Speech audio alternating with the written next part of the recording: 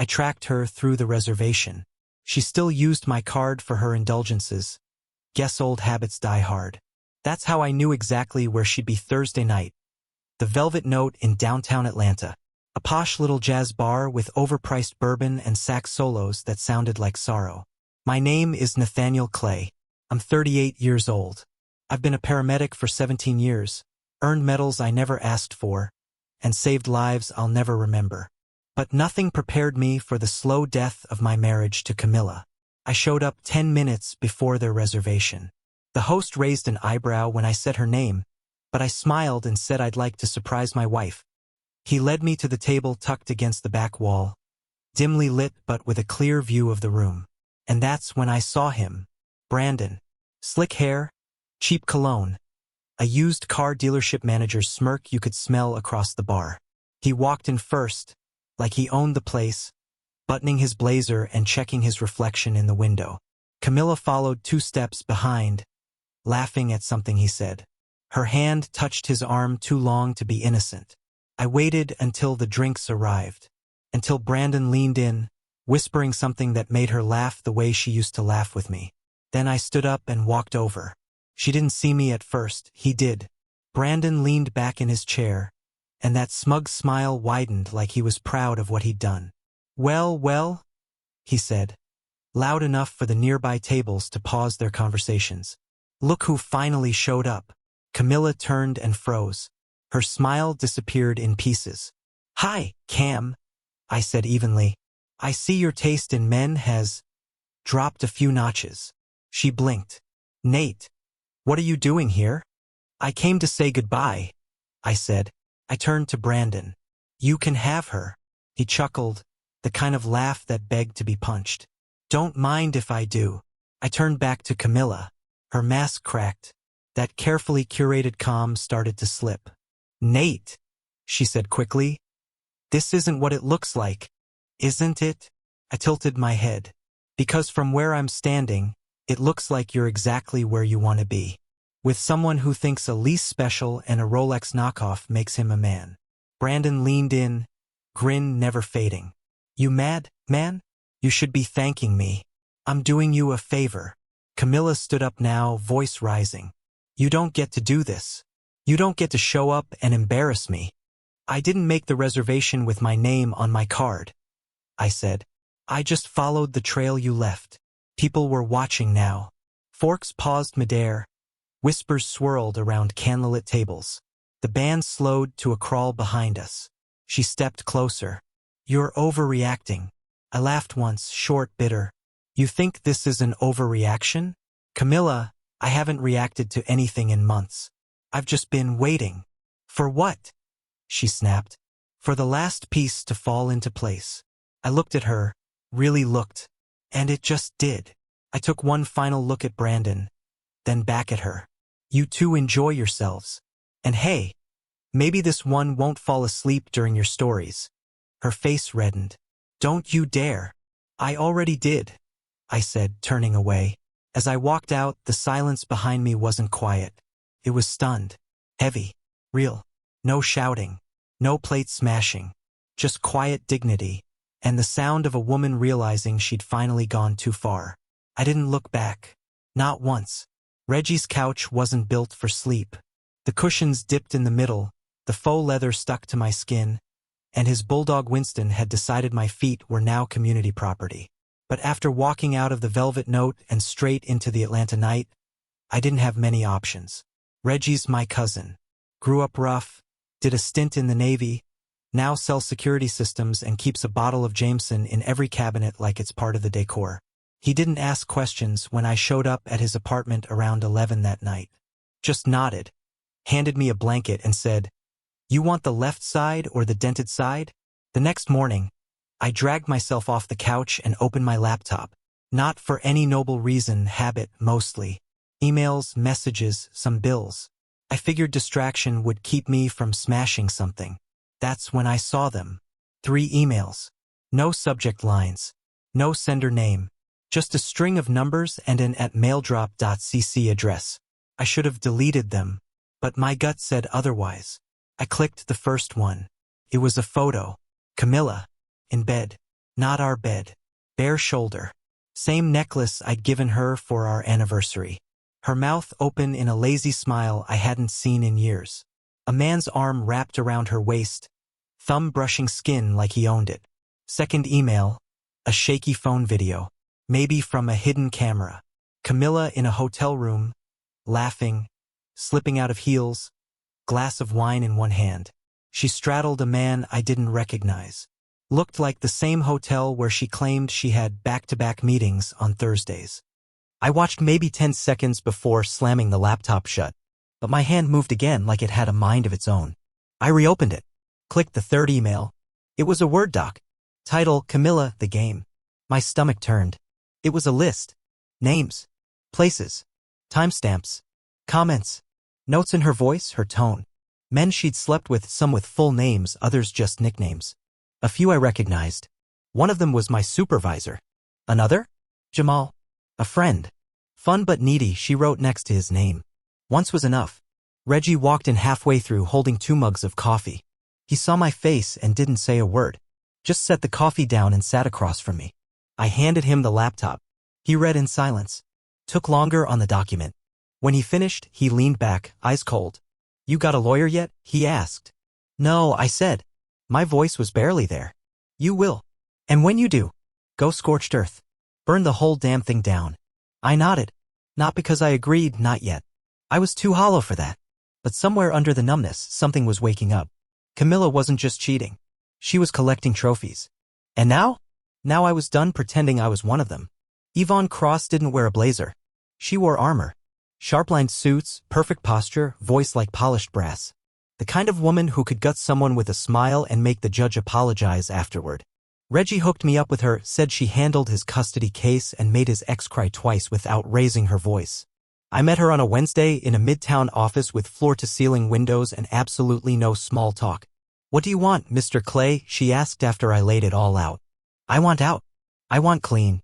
And I want her to know exactly what she threw away. Yvonne nodded slowly, then tapped her keyboard. Infidelity, documented and repeated. Digital evidence. If what you sent is real, and I assume it is, you have a solid case for divorce with cause. We can file fast and we can file loud. I hesitated. Loud? We don't sneak out the back door, Mr. Clay. Not after what she's done. We walk out the front, eyes up, holding receipts. I exhaled. For the first time in days, I felt like I could breathe. By Friday, the paperwork was done. Divorce petition filed in Fulton County. Grounds: infidelity, reputational harm, emotional cruelty. Yvonne had even prepared a press strategy. God help me, I didn't think I needed one. But she insisted. People like Camilla count on silence. We don't give them that. 2 days later, Camilla left a voicemail. No hello. No explanation. Just, you want to play dirty? I can go lower. I'll contest everything. Hope your little paramedic paycheck is ready for war. She always did think my uniform made me small. The preliminary hearing came quicker than I expected. She showed up in 4-inch heels and a silk suit, walking like a celebrity caught in the wrong courtroom. At her side, a polished, silver-haired attorney who looked like he billed in syllables. I wore my dress blues. Not for her. For me. She smirked at me across the aisle, that same smug curve of the mouth I'd seen too many times. The one that always said, I'm smarter. I'm better. I'm untouchable. But when Yvonne stood and passed the printed packet of digital evidence to the judge, photos, videos, the list, Camilla's eyes flickered. Not long. Not dramatic. Just enough. A blink. But I saw it. Her lawyer leaned in, whispering fast. Camilla didn't blink again after that. She just locked her jaw, shifted in her seat, and stared forward like nothing could touch her. But I knew. Something had cracked. When the judge asked if there was a challenge to the evidence, her lawyer asked for a recess. When they returned, their tone was different. Measured. Yvonne smiled once, just enough for me to know the tide had turned. As we left the courtroom, Camilla passed within inches of me. She didn't speak, but she looked at me like she didn't recognize the man who just stood across from her. Good. Because that man? He was done losing. The burner phone was hidden in the bottom drawer of her vanity, wrapped in an old silk scarf like a secret too soft to be real. I hadn't been back in our old house since the hearing, but I needed to grab a few last things before the final walkthrough. I almost missed it. But there it was, glowing with a nearly dead battery. The home screen had no passcode. Just a wallpaper of a beach sunset I'd never seen. The messages were still there. Dozens. From T. You looked so good tonight. Told my wife I had a late session. Next week? Same hotel? Wish I could wake up next to you every day. I scrolled. Photos. Camilla in lingerie. Am shirtless, grinning. The timestamps lined up with nights she claimed to be at book club. Then I found the full name. Tyrese Harmon. It clicked fast. Owner of HarmonFit, the flashy gym chain with the real men transform billboards all over the South. Married. 2 kids. All-American image. I didn't explode. Didn't pace. I just sat there, reading every message like I was studying a map of the betrayal. And then I sent him a text. We need to talk. You know why. I dropped a pin at a half-built construction site 2 exits outside the city. Quiet. Unmonitored. Private. He responded with just 2 words. On my way. Tyrese pulled up in a matte black Escalade like he was showing off to the ghosts. He stepped out looking ready for a photo shoot, gold chain, designer hoodie, Rolex catching the afternoon sun. He didn't see me at first. I leaned against the far beam, arms crossed. Nate Clay, I said. He froze. Then smiled, slow and oily. Didn't think you'd have the guts to reach out. I've got guts, I said. But I also have everything else. Screenshots. Messages. Pictures. He stepped forward. Look, Manda. No, I said. You don't get to talk yet. I tossed the burner phone onto a cinder block. You left a trail even your lawyers can't bury. He laughed, but there was a crack in it. Camilla said you'd try to stir something. Camilla lied to both of us, I said. She told you I was clueless. She told me you were some faceless fling. Tyrese shifted his weight. The bravado started slipping. What do you want? He asked. Before I could answer, another car pulled up. Camilla stepped out. Heels clicking on gravel. Hair perfect. Her eyes landed on me first, then Tyrese. You texted me, she snapped. What is this? I didn't move. Just pointed to Tyrese. He's all yours now. She looked from me to him and back. What are you talking about? He knows, Tyrese muttered. Camilla's face cracked. You told him. I didn't have to, I said. You left a digital trail like a teenager. Why now, she hissed. Why ambush us? I stepped forward, slow and calm. Because you've lied to everyone. Played everyone. And I figured you both deserve to see what that looks like together. Tyrese turned on her. You told me you ended it with him months ago. I tried, she shouted. But he kept digging. No, I said quietly. I stopped digging. You buried yourself. She looked at me, eyes wet, mouth opening for another lie. But nothing came out. I turned and walked away. They didn't follow. For once, she had nothing left to take. I thought it was over when I walked away. I thought I'd done enough. But as I reached the far end of the construction lot, a second car pulled up. Sleek, black, quiet. Like a blade unsheathed. The door opened and out stepped a woman I recognized from magazine spreads and social media reels, Nia Harmon. Tyrese's wife. She walked like judgment itself. Hair pulled tight. Heels clicking with purpose. A phone in one hand, her wedding ring still on the other. Don't stop on my account, she said, loud enough for all 3 of us to hear. Camilla flinched. Tyrese stiffened. Nia walked right past me like I wasn't there.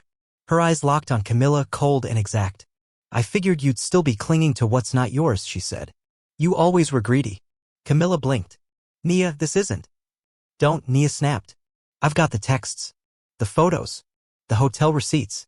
You think I've been quiet because I didn't know? I've been quiet because I wanted to know everything. She held up the phone. I've been recording for weeks. Every lie, every whisper, every pathetic excuse Tyrese fed me while crawling home late. I've got enough to bury both of you. Tyrese stepped forward, hands raised. Baby, listen. Shut up, she said without even looking at him. Then she turned back to Camilla. You think sleeping with my husband makes you powerful? You're nothing but a hobby he hid in cheap hotels. You're a cautionary tale waiting to be posted. Camilla's voice cracked. You don't have to be cruel. Nia's hand shot out, slapping her across the face with a sharp crack that echoed off the unfinished walls. Camilla staggered back, eyes wide. That was mercy, Nia said. The next part? That's justice. She leaned in almost nose to nose. I'm sending everything to my attorney. To yours. To the press if I feel like it. I'm taking half his empire and your dignity for dessert. Then she turned to me. And you, Nate Clay? Good on you for burning it all down first. Real men know when to walk away. I nodded once. Nothing else felt right. She walked back to her car without another word. Camilla stood there, eyes glassy, one cheek flushed red, mouth slightly open like she still couldn't believe what had happened. She looked at me then, reaching, desperate. Nate, please? You don't have to. I didn't answer. I didn't even slow down. I walked past her. Past Tyrese. past the wreckage, because sometimes revenge doesn't look like yelling. It looks like silence. And I had nothing left to say. It started with a ping. Dropbox notification. Shared folder from an account I didn't recognize. No message, no warning.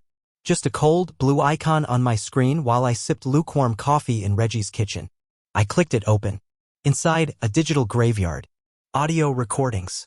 Phone screen captures. Hotel check-in videos. GPS histories. Even a spreadsheet, complete with dates, names, and coded references. I didn't know who sent it. Probably someone in Camilla's orbit who'd finally had enough. Maybe a jilted ex-fling. Or maybe someone just wanted to watch her world burn. Either way, they gave me the match. So I called Dion. We'd grown up 2 blocks apart. Lost touch after high school until he blew up on YouTube a few years ago. He had a channel now. Digital Mercy. Exposés. Scandals. Clean editing. Millions of subscribers. I sent him everything. No names. Just details. He called back 20 minutes later. Jesus, Nate. Is this real? Every pixel, I said. We agreed to blur faces. Use voice modulation. We didn't need to name Camilla outright. The story would tell itself. 3 days later, the video dropped. Title: She cheated on her husband with 12 men and made a game out of it. 10 minutes of heartbreak, evidence, and surgical storytelling. Anonymous voiceovers. Blacked out messages. Even a dramatic reenactment, courtesy of some gig actor in a fake uniform. The video exploded. 2 million views by dinner. 6 million by the weekend. People didn't just watch, they dissected. Reddit threads. Reaction videos. Duets on TikTok. One post called her the Fantasy League wife. Another said she made Jodi Arias look subtle. The backlash hit fast. Camilla's professional website vanished. So did her Instagram. Twitter account locked. Her LinkedIn scrubbed. Every digital trace of her former life erased in a panic. But the internet doesn't forget. Then came the real bomb. Nia Harmon. She dropped a 30-second TikTok from a salon chair, holding a mimosa. Yes, it's real. Yes, that was my husband. And yes, I filed for divorce this morning. Ladies, don't be Camilla. And gentlemen, don't be Tyrese. That video got 10 million views in 12 hours. Camilla became a meme, a warning, a symbol of mask-off betrayal. Reggie watched the reaction scroll by on his phone, grinning. Bro, you turned her into an urban legend. I didn't smile. Not yet. I was back at work the following Monday. Pulled a long shift on the ambulance. We responded to a highway collision. A mess of twisted metal and screaming and sirens. For a few hours, I wasn't the guy with the YouTube video. I was just Nate again. When I finally got a break, I sat in the back of the rig and watched the last 30 seconds of Dion's exposé. The screen faded to black over slow piano music. Then the words, "He didn't get revenge. He got clarity." And for the first time since it all started, I exhaled. Not with joy, not with closure, but with the first breath that didn't taste like ashes. The envelope was taped to the front door of Reggie's apartment. No stamp, no return address, just my name in Camilla's handwriting, sharp and slanted like it was carved instead of written. I stood there holding it for a long minute before I even opened it. Inside was a single page, handwritten. No greeting, no goodbye. You think you've won. You think humiliating me online and dragging my name through the dirt makes you better. But you forgot. I know everything about you too. About your job, your business records, your weak spots. Keep pushing and I'll push back. And I promise, I hit harder. I didn't read it twice. I just scanned it into my laptop, emailed it to Yvonne, and tossed the paper into Reggie's sink. Threat? She asked when she picked up. Thinly veiled, I said. She says she knows about my business, wants to make problems. She won't get far, Yvonne said. But we're getting ahead of this. Protective order, civil sanctions, full court press. I thought that would be it.